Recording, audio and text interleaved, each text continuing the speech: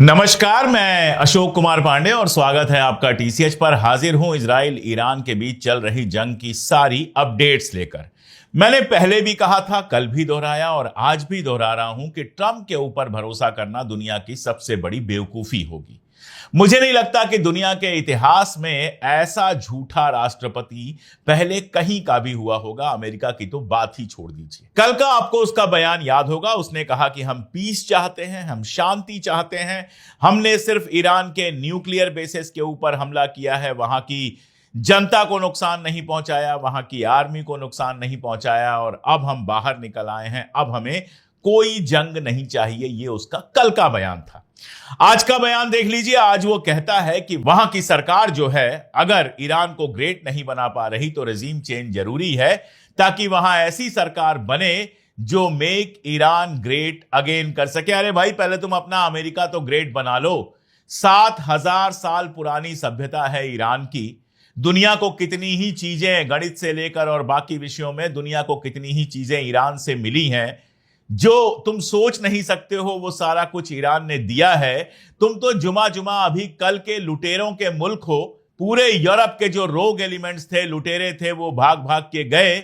आदिवासियों से, अमेरिका के जो ओरिजिनल वासी थे, उनसे उनकी जमीन छीनी, उनकी हत्या की और अमेरिका को बसाया। जुमा जुमा 200-250 साल पुरानी बात है और तुम चले हो ईरान को ग्रेट बनाने। इजराइल को इंसान तो बना दो कम से कम। मेक इजराइल इंसान अगेन कर दो कम से कम, कि वो इंसान बन जाए। दुनिया के सबसे नफरती, दुनिया की सबसे ज्यादा खतरनाक रेजीम को 24 घंटे पाल रहे हो और ईरान को ग्रेट बनाने का सपना दिखा रहे हो। तुम बनाओगे ईरान को ग्रेट? तुम्हारी औकात है कि तुम ईरान को ग्रेट बनाओगे? असलियत तो यह है कि तुम्हारी गोद में जो रजा पहलवी बैठा हुआ है, जो इजराइल का और तुम्हारा, अब क्या कहा जाए, मैं कौन सा लफ्ज इस्तेमाल करूं।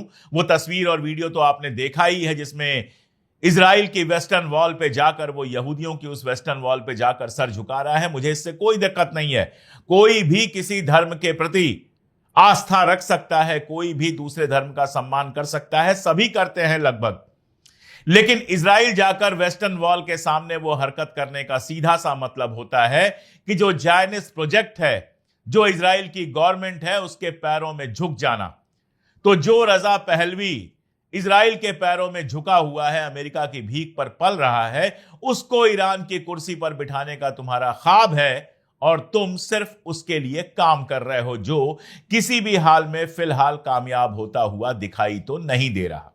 तो बहुत सीधी सी बात है कि अरगाची जब कहते हैं कि जो बम गिराए गए हमारी डिप्लोमेसी पे गिराए गए, तो बिल्कुल सही कहते हैं। कल चाहे इंग्लैंड का स्ट्रेमर हो, चाहे मैक्रा हो, फ्रांस का, किसी की जबान नहीं खुली। अमेरिका ने जो लिख के दे दिया वही उन्होंने चिपका दिया और सारे कह रहे हैं ईरान को डिप्लोमेटिक टेबल पर लौटना चाहिए था। मेरा सवाल यह है कि ईरान डिप्लोमेटिक टेबल से हटा ही कब था? जब वो बात कर रहा था अमेरिका के साथ, तब इजराइल ने आके उसके लोगों को मार दिया। और जब वो जाता है, अरगाची जाते हैं जिनेवा में, वहां E3 के साथ जर्मनी, फ्रांस और इंग्लैंड के नेताओं के साथ बातचीत कर रहे होते हैं, उसी समय अमेरिका आके बम गिरा देता है। तो डिप्लोमेसी से भाग कौन रहा है? बातचीत को बर्बाद कौन कर रहा है? डिप्लोमेसी के ऊपर बम कौन गिरा रहा है? अमेरिका गिरा रहा है और इजराइल गिरा रहा है। लेकिन इनकी जबान नहीं है कि यह अमेरिका और इजराइल के खिलाफ एक लफ्ज बोल सके। पकड़ के रख लिया है एटॉमिक एटॉमिक एटॉमिक। अरे भाई, ग्रासी से पहले पूछो, जिसको तुमने IAEA का चेयरपर्सन बनाया है, जो कह रहा है कि मैंने रिपोर्ट बहुत साफ दी है कि ईरान एटॉमिक पावर नहीं बन रहा था। तुलसी गबार्ड ने बयान दिया, फिर जब ट्रंप ने हड़काया तो पलट गई। अपने लोगों से पूछो ना, तुम्हारे पास सबूत क्या है? मोसाद कुछ भी ले जाके दे देगा और तुम उसको सबूत मान लोगे। दुनिया के सामने वो सबूत पेश करो जिससे दुनिया माने कि बस ईरान हफ्ते 15 दिन में परमाणु बम बनाने वाला था। और दूसरी बात, आप कौन होते हो ईरान को परमाणु बम बनाने से रोकने वाले? क्या हक है आपको? फ्रांस के पास है, इंग्लैंड के पास है, अमेरिका के पास है और इजराइल के पास है, जो IAEA से जाकर वहां पर इंस्पेक्शन भी नहीं करवाता कि दुनिया को पता चले कि इजराइल ने क्या गुल खिलाए हैं। इजराइल ने कभी डिक्लेयर नहीं किया, लेकिन उसके पास 90 से ज्यादा एटॉमिक वॉरहेड हैं। वो NPT का मेंबर तक नहीं है कि उसकी जांच हो सके। और जब जरा सा इजराइल अपने पास एटॉमिक बम रख सकता है, तो ईरान को रोकने वाले तुम कौन हो? किसने तुमको दुनिया का नेता बना दिया कि तुम जहां चाहोगे वहां एटॉमिक बम रहेगा और जहां चाहोगे वहां एटॉमिक बम नहीं रहेगा। यूनाइटेड नेशन सिक्योरिटी काउंसिल में जो मीटिंग चल रही है वहां पर रशिया के जो लीडर हैं उन्होंने बहुत साफ साफ पूछा, लार्को जो वहां के विदेश मंत्री हैं उन्होंने बहुत साफ साफ इस बात को पूछा कि अगर इजराइल के पास एटॉमिक हथियार हैं और उसको तुम नहीं रोक रहे हो तो किस हक से तुम ईरान को रोकना चाहते हो। और जहां तक एटॉमिक हथियारों का मामला है, मैं आपको अमेरिका के अखबार वॉल स्ट्रीट जर्नल की ये कटिंग दिखाता हूं। इसमें जेडी वांस का बयान है। जेडी वांस कौन है? उपराष्ट्रपति हैं अमेरिका के।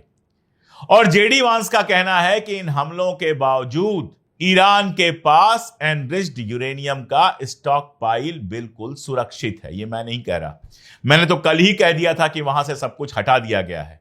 अगर नहीं हटाया गया होता तो उस पूरे इलाके में रेडिएशन फैल रहा होता, और रेडिएशन जो होता है वो कोई बाउंड्री नहीं जानता है। वो ईरान के बाहर भी चला आया होता, वो अरब मुल्कों में भी चला आया होता। आपको चेरनोबिल याद होगा, चेरनोबिल में जब दुर्घटना हुई थी तो किस तरह से रेडिएशन फैला था और कितना नुकसान हुआ था। अगर उन साइट्स पर, फोर्डो वगैरह पर अगर वाकई एनरिच्ड यूरेनियम होता तो इस समय सारी दुनिया को पता चल गया होता। लेकिन हकीकत यही है कि ईरान ने बहुत कायदे से उनको पहले ही हटा दिया था। या तो ईरान में ही वो किसी सिक्योर प्लेस पे हैं या रशिया में भेज दिए गए हैं। रशिया ने पहले भी कहा था कि अगर समझौता होता है तो जो एनरिच्ड यूरेनियम है वो अपने पास संभाल कर रखने के लिए हम तैयार हैं। तो यह भी मुमकिन है कि रशिया के पास वो एनरिच्ड यूरेनियम पहुंचा दिया गया हो और आगे की कार्रवाई वहां पे भी हो जाए। वैसे मैं एक और बात बता दूं, दमित्री मेदवेदेव ये जो हैं वो तीसरे राष्ट्रपति रहे हैं रशिया के, और साथ में इस समय जो रशियन फेडरेशन की सिक्योरिटी काउंसिल है उस सिक्योरिटी काउंसिल के डेप्टी हैं। इनका कल का बयान आप देखिए। इन्होंने कहा कि कई सारे मुल्क ऐसे हैं जो बड़े आराम से ईरान को न्यूक्लियर हथियार देने को तैयार हैं। इन कई सारे मुल्कों का मतलब क्या हुआ? चाइना हो गया, रशिया हो गया और नॉर्थ कोरिया हो गया। नॉर्थ कोरिया के राष्ट्रपति ने तो बिल्कुल सामने आके कहा है कि अगर ईरान चाहे तो हम उसको कल न्यूक्लियर हथियार दे सकते हैं। और आप यकीन जानिए कि वैसे आयतुल्लाह खामनेई जो है लगातार इस बात को कहते रहे हैं कि इस्लाम एटॉमिक हथियार की इजाजत नहीं देता, जिसकी वजह से वहां पर अभी तक एटॉमिक हथियार नहीं बन पाया। लेकिन ये जो हुआ है सब कुछ, इसके बाद ईरान अगले कुछ महीनों में एटॉमिक पावर बन जाएगा। और यही सरदर्द है इनका, यही परेशानी है, यही इनके सीने में हलचल मचा रहा है, जिसकी वजह से लगातार बयानात दे रहे हैं। वैसे अमेरिका के हमले के बाद ईरान ने जो पलट के हमला किया है, और एक्सपर्ट्स का कहना है कि 1/3 से ज्यादा तेल अबीब को बर्बाद कर दिया है, उसका असर नेतन्याहू के चेहरे पर लगातार दिख रहा है। कल उसने एक प्रेस कॉन्फ्रेंस की और उस पूरी प्रेस कॉन्फ्रेंस को अगर आप गौर से देखिए तो उसके चेहरे को देखकर समझ में आता है कि वो कितना टेंशन में है। उसमें उसने 2-3 बातें की। पहले खबर छापी वाईटी नेट, जो उनका न्यूज पोर्टल है और उनका अखबार है वाईटी नेट। उसने यह खबर छापी कि अगर खामनेई जंग रोक देते हैं तो हम भी जंग रोकने को तैयार हैं। वार ऑफ एट्रीशन हम नहीं चाहते, जंग को हम बहुत लंबा नहीं बढ़ाना चाहते। यह नेतन्याहू का बयान वाईटी नेट न्यूज में छपा था, जो इजराइल का एक जायनिस्ट अखबार है, आप स्क्रीन पर देख सकते हैं। उसके बाद प्रेस कॉन्फ्रेंस में वो क्या कहता है कि we are very close to reaching goals in Iran, यानी ईरान में हम जो करना चाहते थे उसके बहुत करीब हैं और हम नहीं चाहेंगे, will avoid the war of attrition, हम इस जंग को बहुत लंबा नहीं बढ़ाना चाहेंगे। मुझे ऐसा लग रहा है कि बैक चैनल से बहुत सारा खेल हो रहा है। ईरान के ऊपर फर्जी बम गिरा दिए गए, ये जानते हुए कि ईरान को कोई खास नुकसान नहीं हो रहा है। ट्रंप ने अपनी पीठ ठोक ली, उसको पीठ ठोकने की आदत है। और उसके बाद ईरान से कहा गया यार बस अब रहने दो, अब तेल अवीव के ऊपर हमले बंद कर दो, हम भी उधर से हमले बंद करा देते हैं। अब अगर ऐसा हुआ है तो 2-4 दिन में समझ में आ जाएगा। आज तो ईरान ने कोई बड़ा अटैक नहीं किया। सुबह जो मिसाइल अटैक्स की खबरें आ रही थी वो बेसिकली बताया यह जा रहा है कि हूथी की तरफ से आई थी। हूथी ने कह दिया है कि अमेरिका के साथ जो हमारा समझौता हुआ था उस समझौते को हम तोड़ रहे हैं और अब फिर से हमारी मिसाइलें बरसना शुरू होंगी रेड सी के अंदर। तो यह मुमकिन है कि सुबह का हमला हूथी नहीं किया हो। इजराइल में हाल क्या है? इजराइल का हाल बुरा है। 1/3 से ऊपर बताया जा रहा है तेल अवीव बर्बाद हो गया है।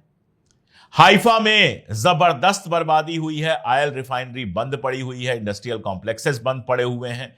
उसके अलावा माइक्रोसॉफ्ट के बिल्डिंग पे जो बमबारी हुई थी, इंटीरियर मिनिस्ट्री की बिल्डिंग पे जो बमबारी हुई थी, मोसाद के कुछ हेडक्वार्टर्स पर जो बमबारी हुई थी, आईडीएफ के कुछ हेडक्वार्टर्स पे जो बमबारी हुई थी, उसने इजराइल को फिलहाल परेशान करके रखा है। वैसे भी 600 दिन हो गए, वहां पर भी कोई कंस्ट्रक्शन का नया काम नहीं हो पा रहा है। अब ये इतनी सारी बर्बादी के बाद जो कंस्ट्रक्शन के काम की जरूरत है, वो कंस्ट्रक्शन तभी हो पाएगा जब ये जंग रुकेगी। अगर ईरान की तरफ से लगातार मिसाइलें आती रहेंगी तो कोई कंस्ट्रक्शन नहीं हो पाएगा। और यहां जरा 1 मिनट रुक के सोचिएगा, ईरान की एब्जॉर्ब करने की क्षमता जो है, इजरायली हमले को एब्जॉर्ब करने की, उसको बर्दाश्त करने की जो क्षमता है, वो ईरान से बहुत ज्यादा है, बहुत ज्यादा बड़ा है वो इजराइल से। तो अगर आप एक आध इलाके में बम गिराएंगे भी तो दूसरे इलाके रहेंगे जहां लोग सेफ रहेंगे। लेकिन इजराइल जरा सा है। इजराइल के लिए ईरान की लगातार मिसाइलों की बमबारी बर्दाश्त करना बेहद मुश्किल है, इसको एब्जॉर्ब करना बहुत मुश्किल है। दूसरा, ईरान एक हिस्टोरिकल कंट्री है जहां जाने कितनी जंगें हुई हैं, पता नहीं कितनी जंगें वहां पे हुई हैं, करबला से लेकर आज तक, और उसके पहले भी जाने कितनी बार शहादतें हुई हैं, जाने कितनी बार जंगें हुई हैं। ईरान के लोगों ने बर्दाश्त किया है, वो हिस्ट्री कहीं ना कहीं उनके दिलो दिमाग में पैबस्त है।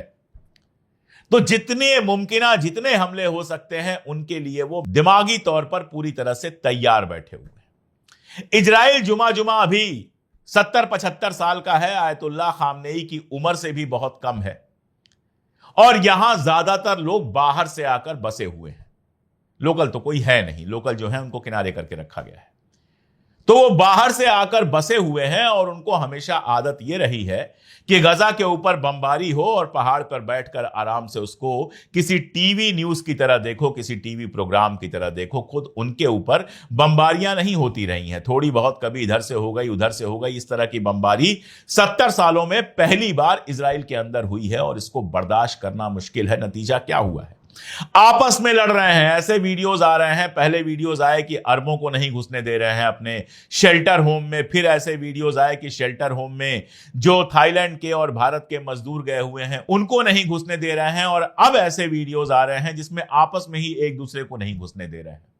तो वो सोसाइटी आपस में ही लड़ना शुरू हो गई है। अभी अगर आज की खबर देखें तो राइटर्स की खबर है कि 25,000 से ज्यादा इजरायलियों ने बाहर जाने की बात की है। अब जाके बाहर जाने वाले जहाज शुरू किए हैं इजराइल ने, और उसमें भी कहा है कि एक प्लेन में 50 लोगों से ज्यादा नहीं जाएंगे, क्योंकि अगर वो ओपन कर दे कि जिसको जहां जाना है जाए तो आधा इजराइल खाली हो जाएगा।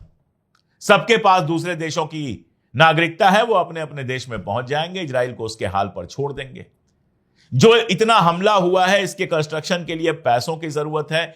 इजरायली इकॉनमी पहले ही बेहद परेशान चल रही है, मैं आपको कई बार बता चुका हूं। अब इतने पैसों का जुगाड़ करने के लिए उसको अमेरिका के सामने भीख मांगनी पड़ेगी या फिर और मुल्कों के सामने भीख मांगनी पड़ेगी, फिर भी महीनों लग जाएंगे इजराइल को दोबारा से बनाने के लिए। इसीलिए मुझे लगता है कि अब नेतन्याहू के चेहरे पर जो तनाव है वो बहुत क्लियर है। ऐसा नहीं है कि उसने हमले करने बंद कर दिए हैं। ईरान के ऊपर कुछ हमले हुए हैं, जिसमें एक सीन आया था कि हरमस ड्रोन उसका गिराया गया है, और जाहिर है कि ईरान फिर हमला करेगा। लेकिन अब उसको लग रहा है कि अगर ये जंग वाकई 15-20 दिन, 1 महीने चल गई तो कहीं ऐसा ना हो कि इजराइल तबाही के उस लेवल पर चला जाए कि इजराइल के वजूद को ही खतरा हो जाए। अब देखिए, इजराइल में भगदड़ मची हुई है, लोग भाग रहे हैं, यहां जा रहे हैं वहां जा रहे हैं। एक सीन याद आता है गजा में जब बमबारी हो रही थी और लोगों से कहा गया था कि नार्थ छोड़कर साउथ चले जाओ, तो एक लंबी भीड़ दिखाई दी थी गजा के लोगों के चलती हुई। आज वैसी भीड़ इजराइल के अंदर दिखाई दे रही है। और ईरान में क्या हो रहा है? लगातार प्रदर्शन हो रहे हैं। कल महिलाओं ने प्रदर्शन किया, बुर्का नशी महिलाएं सड़क पर आईं और अपने मुल्क के लिए प्रदर्शन किया। उन्होंने पेजेश्कियन एक रैली में गए थे, वहां उन्होंने बाकायदा भाषण दिया। और वहां कंडीशन यह है कि जो हो रहा है वो सारा कुछ बंकर में हो रहा है। एक आध बार नेतन्याहू बाहर निकल के आया, लेकिन उसके जो मेन मिनिस्टर हैं, चाहे वो स्मारिच हो चाहे बेन ग्वेर हो, इनकी शक्लें आपको दिखाई नहीं दे रही हैं। सारे के सारे जाकर बंकर में छिपे हुए हैं। ठीक बात है, जंग होती है तो इंपॉर्टेंट लोग बंकर में होते हैं, लेकिन याद कीजिए सेकेंड वर्ल्ड वॉर में जब हिटलर ने इंग्लैंड के ऊपर हमला किया था तो किस तरह से चर्चिल बाहर निकल के आया था, और उसके बाद ही इंग्लैंड में वो हिम्मत आई थी कि हिटलर को फाइनली हारना पड़ा। हिटलर से लंबी लड़ाई लड़ी जर्मनी, इंग्लैंड और अमेरिका ने। अभी लगता है सब कुछ पलट गया। कल 22 जून था, मैंने ट्विटर और फेसबुक पर लिखा भी था कि 22 जून 1941 को हिटलर ने अपनी जिंदगी की सबसे बड़ी गलती की थी, ऑपरेशन बारबरोसा शुरू करके रशिया के ऊपर हमला करके, और अगले कुछ सालों में वो तबाह हो गया था। और कल 22 जून 2025 था। कल मुझे लगता है कि अमेरिका और इजराइल ने सबसे बड़ी गलती की है। अगर आप देखें और रोल रिवर्सल करना चाहें तो उस समय जिस तरह से हिटलर और मुसोलिनी थे, वैसे ही आज दिखाई देते हैं ट्रंप और नेतन्याहू। वैसे हिटलर ट्रंप से बहुत ज्यादा होशियार था और मुसोलिनी जो था वो हर तरह से बेंजामिन नेतन्याहू से बहुत बेहतर था। तो ये तो उसका भी बदतर वर्जन है। ये क्या करेंगे, ये अपना ही मुल्क तबाह करेंगे, आप देख लीजिएगा। हो सकता है जंग में ऊपर नीचे दिखता है, लेकिन अगर इनकी यही हरकतें चलती रहीं तो अमेरिका का तो जो होगा वो होगा, लेकिन इजराइल अपने आप को पूरी तरह से तबाह कर लेगा। ये बात आप लिख कर रख लीजिए। अब चलिए सोचते हैं कि अगर सीज फायर की बात होती है तो क्या होता है, क्योंकि चीन ने भी यूनाइटेड नेशन सिक्योरिटी काउंसिल में इजराइल और अमेरिका की मजम्मत करते हुए अब सीज फायर की बात तो की है। मुझे लगता है कि अगर सीज फायर होता है तो ईरान अपनी शर्तें रखेगा। शर्तें रखेगा कि उसके एटॉमिक इलाके पर अब कोई हमला नहीं होना चाहिए। शर्तें रखेगा और साथ में हो सकता है वो खुद को एनपीटी से बाहर कर ले। वो ये कहे कि हम एनपीटी में तभी रहेंगे जब इजराइल भी एनपीटी में रहे। इजराइल का भी जो एटॉमिक पूरा का पूरा मामला है उसकी जांच की जाए। एक और शर्त के बारे में सोच कर देखिए आप, क्या यह मुमकिन है कि ईरान यह भी शर्त रखे कि फलस्तीन के अंदर जो इजराइल के कारनामे हो रहे हैं उनको तुरंत बंद किया जाए, वहां पर तुरंत सीज फायर हो और वहां पर जंग रोकी जाए। अगर ईरान ऐसा करने में कामयाब होता है तो आप समझिए कि ईरान की बहुत बड़ी जीत होगी। 2-3 दिन में मुझे लगता है कि यह समझ में आ जाएगा कि ईरान इस जंग को बढ़ाना चाहता है या फिर इस जंग को रोकना चाहता है। अगर वो इस जंग को रोकना चाहता है तो उसको इस बात से पूरी तरह से सावधान रहना चाहिए कि इजराइल और अमेरिका ऐसे मुल्क हैं जिनके ऊपर आप कभी भरोसा नहीं कर सकते। आप सीज फायर करोगे और वो मौका पड़ते ही फिर से हमला कर देंगे। यही वजह है कि बहुत सोच समझकर उनको कोई भी फैसला लेना चाहिए। अगर जंग रोकनी भी है तो अपनी शर्तों पर रोकनी चाहिए और उसके बाद जो कुछ हो सकता है उसकी तैयारी करनी चाहिए। और अरगाची के खास तौर पर जिस तरह से बयान आए हैं उससे लगता है कि ईरान इस बात को बहुत कायदे से समझ रहा है। तो जो होगा जैसा होगा लगातार अपडेट करता रहूंगा। जुड़े रहिए हमारे साथ, देखते रहिए हमारे वीडियोस। एक अपील मैं लगातार कर रहा हूं, वो ये कि हमारे वीडियो के ठीक नीचे आपको ज्वाइन का ऑप्शन दिखेगा। अगर मुमकिन हो तो ज्वाइन का ऑप्शन दबाइए और हमारी मेंबरशिप लीजिए। 3 रुपए रोज से भी कम पर आप हमारी बड़ी मदद कर सकते हैं। सीधे हमारी मदद करना चाहें या सुपर थैंक्स देना चाहें, जो कुछ करना चाहें हमारे साथ आइए। एक बार पिन कमेंट या फिर डिस्क्रिप्शन को खोल के देखिए। ये अगर आप कर पाएंगे तो हमारे लिए बहुत बड़ी ताकत होगी और हम लगातार कैमरे और सत्ता की आंख में आंख डालकर वो सच कह पाएंगे जिसे कहने से गोदी मीडिया लगातार डरती है। बहुत शुक्रिया।